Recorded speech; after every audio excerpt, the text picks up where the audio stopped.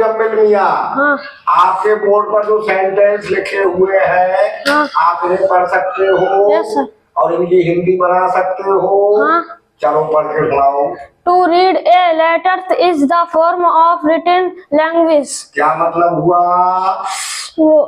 Letter पत्र पढ़ना भाषा का लिखित रूप है। शाबाश। To read a letter is the form of written language. पत्र पढ़ना भाषा का लिखित रूप है। लिखित रूप है। देखो, लिखना भी लिखित रूप है और पढ़ना भी लिखित रूप है, क्योंकि लिखे हुए को ही हम पढ़ रहे हैं। अगर लिखे हुए को नहीं पढ़ रहे हैं, ऐसे ही बोल रहे हैं, तब फिर वो मौखिक रूप हो जाएगा, है ना।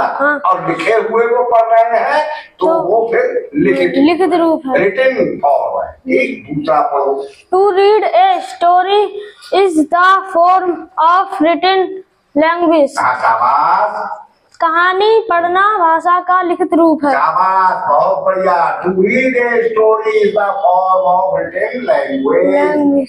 कहानी पढ़ना भाषा का लिखित रूप है। अगर हम किसी बुक में देखकर कहानी पढ़ रहे हैं तो लिखित रूप है, और यदि हम किसी को कहानी बिना देखे सुना रहे हैं तो मौखिक रूप है। तो मौखिक रूप है। समझ रहे हो? हाँ, पढ़ो। To read an application is the form of written language. प्रार्थना पत्र पढ़ना भाषा का लिखित रूप है। शाबाश, very good boy. To read an application is the form of written language. एक प्रार्थना पत्र को पढ़ना भाषा का लिखित रूप है। हाँ, पढ़ो आगे। To read and essay is the form of written language.